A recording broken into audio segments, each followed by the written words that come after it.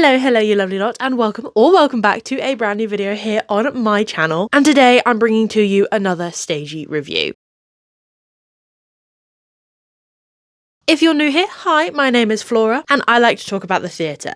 A lot. I don't like to sit here and call myself a theatre critic or theatre pundit because I feel like that creates a very particular image in your head about the type of review you're about to sit through. I merely like to describe myself as a theatre opinion haver, and believe me when I tell you I have a lot of opinions. Today, if you couldn't tell, I'm going to be delving into all of my thoughts and feelings about the UK tour of And Juliet, which I was kindly invited to go and check out at the new Wimbledon Theatre. This is a show that I've been looking forward to seeing since the tour was announced, and I'm so thrilled to be able to get to share with you guys my thoughts and feelings about it now. Before we get too far into the video, let's go over a little bit of the background of the show as well as a brief synopsis as to the story of the show so that we're all on the same page and you guys have a little bit more context for all of the opinions I'm about to share.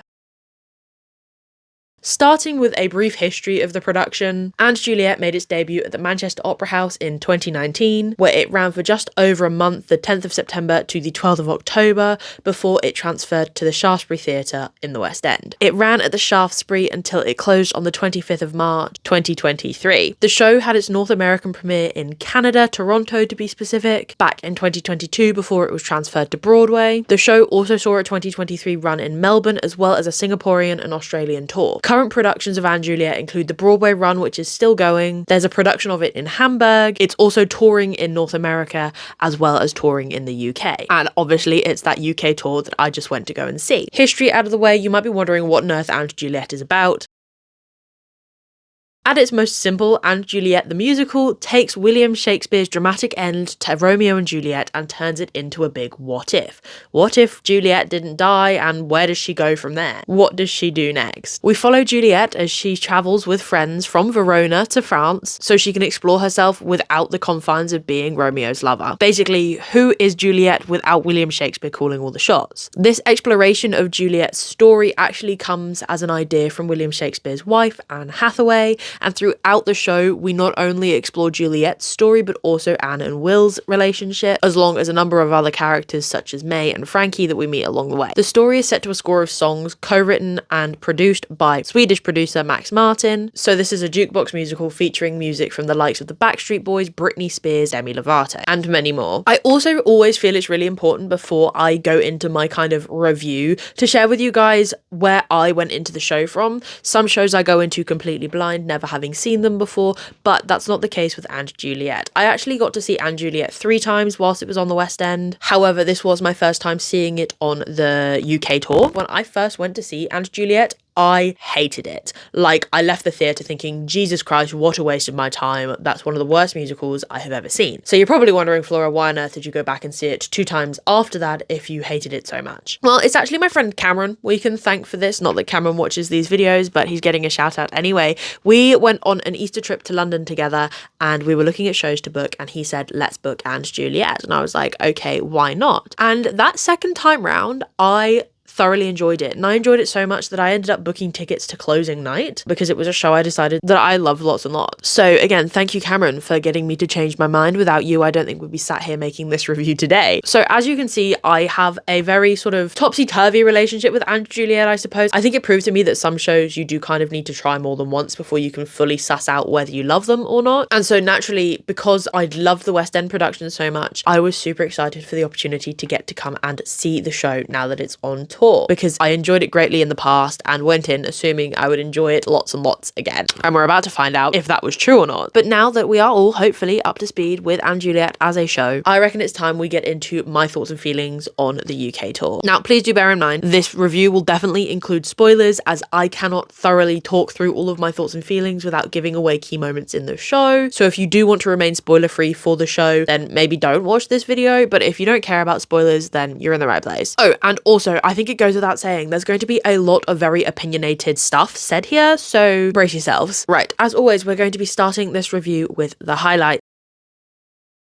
The highlights are the things I liked, things I want to talk about, things I want to praise, okay? And first up in the highlights category is going to be the costumes. I think the costumes have always been a highlight of & Juliet for me. The Paloma Young designs, I think, strike this really great balance between modern street and dance wear with elements that are really reminiscent of what we might see in Elizabethan portraiture. The designs are constructed in a way that make you realize that the characters you're watching aren't living in our current time period, yet they remain youthful and fun to look at on stage. I also love how in every iteration of & Juliet, be it the North American tour, Broadway, or the various casts we had on the West End, each of the players who basically function as the ensemble in this show get a unique costume. Now, some of those costumes are more unique in design, others are more unique in colour, but if you were to take everyone that had ever played a player in & Juliet and line them up, they would all be wearing a different costume, and I love that. It helps the show feel new and refreshed every time you go and see it if you are seeing it with a different cast, because visually it'll look slightly different than it did before. Paloma Young also incorporated many great details into all of the lead characters' costumes that I think really helps speak to them as characters. Each of the leads also has a really strong and unique colour palette, which makes them really easy to identify on the stage even when the entire company is present, which is something I always love, really strong individual designs for specific characters. But I mentioned hidden details, and I thought I'd share with you some of my favourite hidden details that you might not notice on the costumes if you're sat particularly far back, but they are there and I love that they are. One of my favourite hidden details is the fact that Juliet has goldfish embroidered on her jacket, and you might think that's odd. I'm not sure people back in Shakespeare's time were keeping goldfish as pets, and no, you're right, I don't think they were. But I love the fact that they've included them here because goldfish have famously short memories, and the whole plot of & Juliet is basically Juliet repeating her mistake and rushing into a relationship because she's forgotten, like the goldfish forget, how failed her relationship with Romeo was. And I think it's fantastic, plus it's really cute jacket, so extra points there. Another detail I really love is the incorporation of wild roses in and around everything that Anne Hathaway's character touches. She has wild rose details on her costume, and eventually those wild rose details transfer to Juliet, which shows Anne's influence on Juliet throughout the show. And the reason I love the fact that Paloma went with a wild rose is because Shakespeare once referred to Anne as a canker bloom, which yes is an insult, but he's basically calling her a wild rose as an insult, which I guess the Elizabethans were just not as keen on wild roses as we are now. But basically it's Anne's way of reclaiming that insult throughout the show, and I think a really fun element to incorporate into her character as well as to throughout the show, like I said, visually show her influence over other characters in the story. The back of Shakespeare's vest is another really interesting one. It features a quill as well as like a griffin or something, but basically these are elements of the family crest that William Shakespeare actually had commissioned during his lifetime. So I think that was a super fun historical detail to throw in there. And then my final favourite detail is maybe less of a hidden detail, but one I love nonetheless, and that's going to be the golden quill on the raw outfit, because it really signifies that at that point in the show, Juliet truly is writing her own story, and I think it's brilliant. Paloma's designs just truly shine on the stage, and I think speak so much to who the characters are as individuals, helping the audience connect with them as well as learn about these characters visually as opposed to just what we're told throughout the story. I will say that I noticed for the touring production that the players had fewer costume changes than they did on the West End, where say for the Renaissance Ball on at the West End they used to change into entirely white and gold outfits. For this, some of them just had like little embellishments, maybe a slightly different jacket or a headband,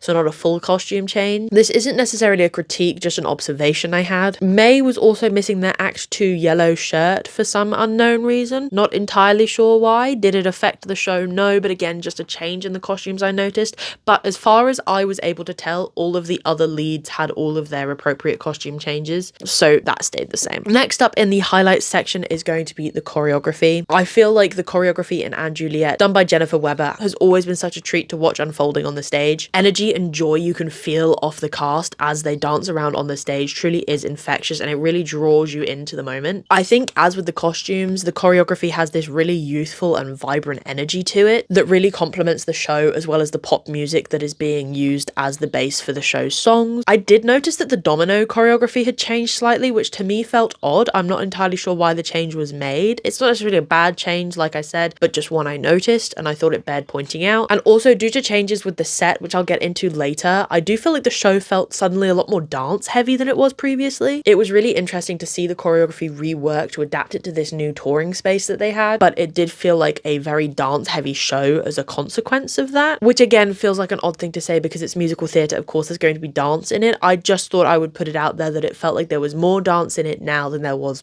previously. And then my final highlight is going to be Laura Denning. It is very rare that I highlight a singular performer or performance, but Laura Denning's Anne Hathaway was just so phenomenal that I feel like it would be wrong of me not to include it here. I have of course seen a number of different takes on Anne Hathaway's character, but Laura's felt really refreshing. She brought this like quiet anger to the role that I haven't seen before, and that really shone through during her rendition of That's the Way It Is, which was so raw with emotion, and honestly I think it was my standout moment of the show. She also played really well off of all of the other performers. You could see her frustration with Shakespeare, her distaste for Romeo, her love and care for Juliet. I feel like Laura definitely gave the audience a masterclass in how to truly take a character and make it your own. So I knew I had to include her performance as Anne Hathaway in the highlights section because it just feels so wrong not to. That's obviously not me sitting here saying the rest of the performers weren't good. They were all great, but she was phenomenal. But those are my 3 highlights from the performance. And with the highlights over, it is now time to go into the lowlights. I feel like I hinted at this earlier for you guys, but one of the biggest lowlights for me was definitely going to be the set. It just felt so flat and vacant compared to what I had come to expect based on my memories of the West End production of this show. Obviously, before I get too far into this lowlight, it's worth pointing out that touring productions have limitations that West End productions just simply won't run into. A set that looks amazing on the West End most often isn't the most practical for loading into trucks and hauling around the UK and setting up in different sized theatres. I just don't think I was expecting it to be so significantly scaled back compared to Sutra Gilmore, the set designer's original West End set, and that's why it left me feeling a little bit disappointed. Some of the biggest changes included the loss of almost all the automation in the set, which included removing lifts and revolves. The show did still have some of its flown elements happen, however all 3 moments in the show which involve a cast member flying all used the same singular rig, which only had the movement of going up or down, which is fine, but it made the gimmick feel very static and overused, and it also meant that we didn't have the flying bench scene in One More Try. Let's be real, does every musical need big flashy moving pieces of set to succeed? No, but the way Anne Juliet utilised such pieces of moving set in the past, at least in my opinion, was what set it apart from other cheaper feeling cash grab jukebox musicals. It made it feel polished and extremely well thought through, and I think to see that removed has let this touring production down a little. The tour set, due to the loss of this automation, ultimately just felt a lot more dynamic than I had come to expect from Anne Juliet. Likewise, the lack of different levels at which the cast could be placed on the stage made everything feel very flat. I think the way the show in London played with these levels and moving set pieces and wove it into the choreography and made it a core part of the show made everything feel like really slick and gave it this show-stopping element. The loss of that, as I said, made everything feel really flat, and I guess it just, like, it felt bland, I think is the best way I can phrase it. I think the scenes where this lack of automation stood out the most for me was the Show Me Love scene, where Juliet and co are travelling from Verona to Paris. In the West End, this scene utilised the revolve, as well as small model landmarks of different things in Paris and France, and at various points, players would come on holding signs saying, like, 600 miles to Paris and things like that, and then all of this is unfolding whilst our travelling companions are in a carriage, basically. With the UK tour, however, because there was no revolve, we had the mini models of Paris, but they were just kind of static and brought on, and then instead of having the carriage they're on being on a revolve, it was just kind of pushed left and right by an ensemble member who, I can't lie, it felt like they were trying to hide from the audience. There was also no like 600 miles to Paris because there was no revolve and no movement, there was nowhere for these sign moments to go. This made the scene feel badly paced and lacking in the charm that the West End scene had. The lack of movement on the set also killed the sense of travel, which I think contributed to this bad pacing feel it had. And bearing in mind travel is the entire point of that scene in the show, I'm like, well, you could have cut the scene and just gone, and then they arrived in Paris, and the whole thing, minus a song, would have felt exactly the same, at least to me. But the automation of the set isn't the only way in which this set has been scaled back significantly. Earlier, I mentioned the Show Me Love scene, which of course involves a little horse-drawn carriage moment. At the Shaftesbury, it was like a full 4-sided carriage with like a little bike shaped like a horse at the front, whereas for the tour, it has been replaced by a rickshaw. Now, I don't hate the rickshaw, it's still fun. I just guess I wasn't expecting expecting something like that to have been changed, even though, let's be real, it was probably like a size thing. Similarly, the wheels on the carriage on the West End spun, which really made it feel like they were traveling. Shakespeare would be pedaling, getting the horse to like pull the carriage, and all four wheels would spin.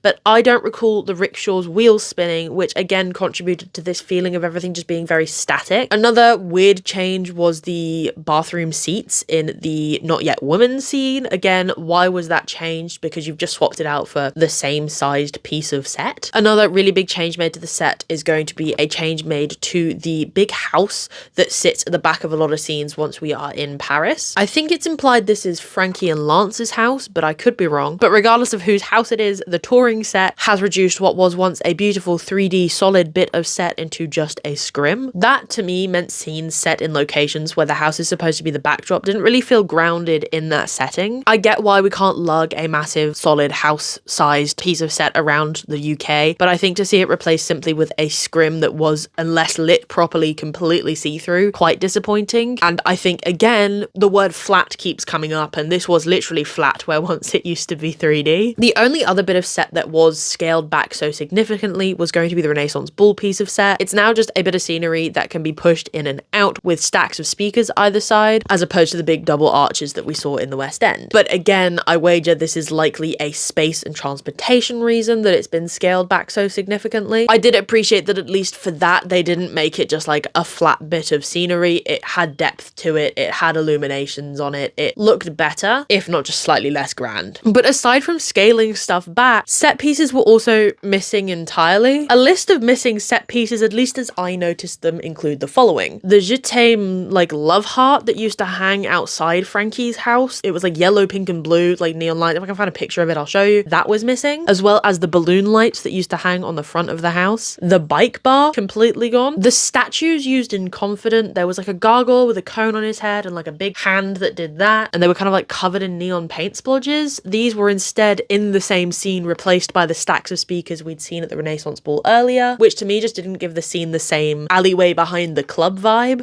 The big like balloons at the wedding were missing as well, like the big spheres. The tree in the like what do you want from me, one more try scene, gone. Nothing, missing. And quite possibly the biggest crime and the biggest travesty, where is she? Where is she? Who took her? Give her back to me, okay? That tree is important for reasons I will probably get onto in a moment. Looking at the set and knowing what was missing versus what's been scaled back versus what it used to look like on the West End, it very much felt like a cheap replica, if that makes sense. They're like, well, we did our best, but we didn't have the same funding.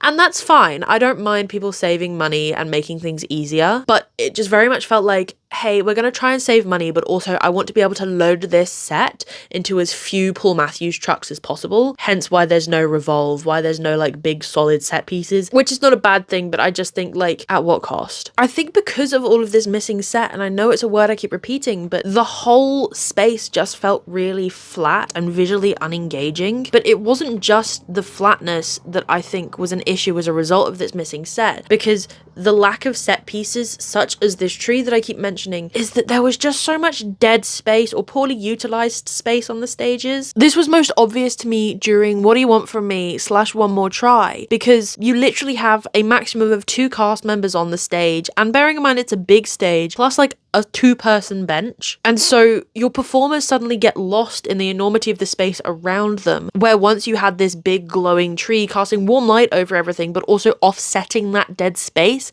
meaning that your performers felt less lost and less drowned out by the dead space. And I think it's such a shame because the dead space then became distracting and the performers just felt a little bit lost. But the changes to the set weren't the only changes made. There were actually changes to the story beats, which I found really interesting. Now, some of these changes were a result of set changes, but others weren't, and I'd love to know the reason as to why those changes were made. The biggest change, and the change that made the least sense to me, was that during Overprotective, Juliet actually kicked Frankie off the keyboard and had her own little solo. Now, this would have been cute, except for the fact it has knock-on impacts with Frankie's relationship and Juliet's relationship with Lance, as well as the transition into the song Confident. So previously, instead of being kicked off by Juliet, Frankie was scared off by his dad's appearance with a girl for him to dance with. His dad would be like, I think you should dance with Madeline, and Juliet would be like, nice to meet you, Vaseline. So he lost that joke, which, okay, it wasn't the best joke in the show, but still, but also it established in Juliet's mind Frankie's relationship with his dad. And because of that, we no longer have the same smooth transition, at least in my opinion, into the song Confident. The One More Try scene also feels definitely really out of place due to the lack of flying moon bench, because in previous iterations of it, so on the West End, Romeo is handed 2 tickets by a player and then takes Juliet over to the moon bench,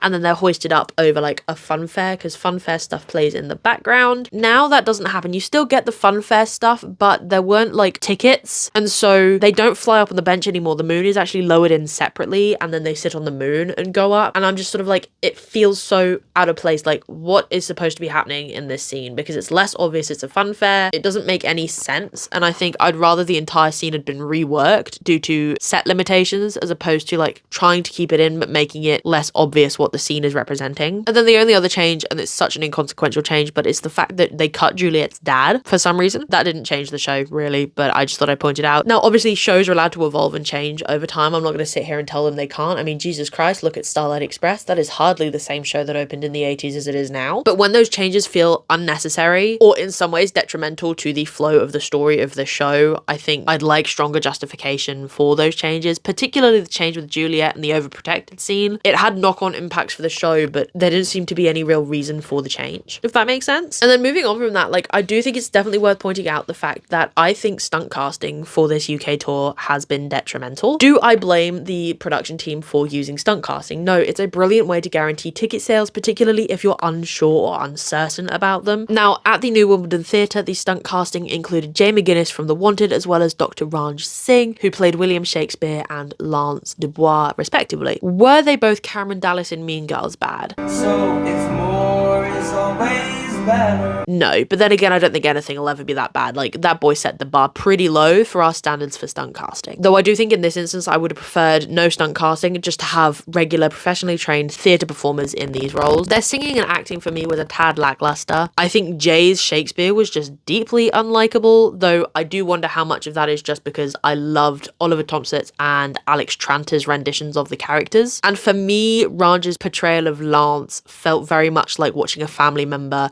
in the local village pantomime, or like a drunk uncle doing karaoke. They were both clearly having a lot of fun. However, I do think the show suffered because of their limited abilities to perform in the roles. I think it's worth pointing out that I do believe Jay has been unwell, which possibly understands his slightly underwhelming vocals. It sounds mean to say, but I'm just gonna be honest, like, his vocals didn't impress me. But being ill doesn't really account for the fact that he felt like he was being led around the stage, either by his scene partners or the ensemble, to like get him to his different marks. He has been in the show for much less time than everyone else, but it still just felt like he was really lost in it all. Like he'd been thrown on and had no idea what he was doing. And I think when your show looks like budget cuts have been made with things like set and the number of costumes certain characters have, yet you have stunt casts in your cast, it sounds shady to say, but where is all of that saved money going? You know, are our stunt casts taking home a bigger paycheck? Possibly. It's obviously a baseless accusation. I just think I couldn't help but wondering that whilst I was watching the show, being like, hey, are these cuts being made for a reason?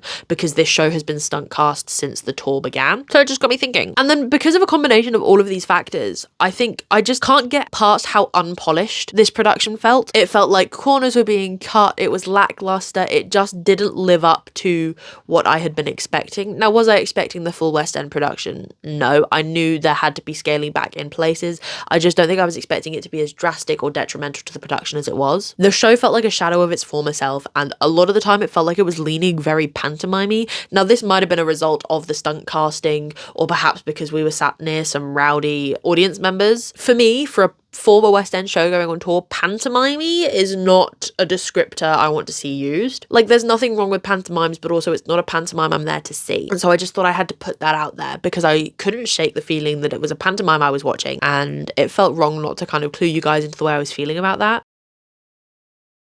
But that just about wraps up all of my thoughts and feelings on the UK tour of & Juliet. Now, if you take one thing away from this review, it should be that & Juliet is still an incredibly fun and upbeat show, full of really high energy that is just such a joy to watch. If you've never seen the show, you're going to love it, because as far as jukebox musicals go, it's got a decent story that doesn't drag on, and the music's super catchy. However, and like, I know it's a big however, if you saw the show in London, the UK tour, I think, is going to feel a little bit underwhelming. I don't think it's the show-stopping spectacular it once was, and that's okay. Touring productions do have to scale back, but personally, I was just underwhelmed by how much they scaled back. Because at the end of the day, & Juliet is just one of many jukebox musicals, but to me what set it apart from its competitors at the time was its visually interesting staging and unapologetic youthfulness, and I think the tour has just lost a little bit of that. To me, the touring production is what I think theatre snobs thought the West End production of & Juliet was, and then it proved them completely wrong by how great it was in terms of its staging, its choreography, the way everything interwove with one another. So yeah, I feel like because of that, the tour is letting the & Juliet brand down a little bit. Did I still enjoy the performances in the show itself? Absolutely. But visually I was left wanting. Though perhaps, as proved with the West End run, this is a show I'm gonna have to see more than once before I can truly make up my mind. But that is all of my thoughts and feelings on the current UK tour of & Juliet. So a big thank you to the new Wimbledon Theatre for having me along to view the show. If you want the chance to see & Juliet for yourself, then there are dates booking through until June 2025 at various venues around the UK, so you have plenty of time to go and watch it. If you've already seen it, be it on the West End or on tour, let me know what you thought about it down in the comments. I'd love to hear your thoughts and feelings. If it's more chaotic and very opinionated theatre content you are after, make sure you give this video a thumbs up as well as subscribe so you don't miss out on any future Stagey content. I will see you in the next one. Bye!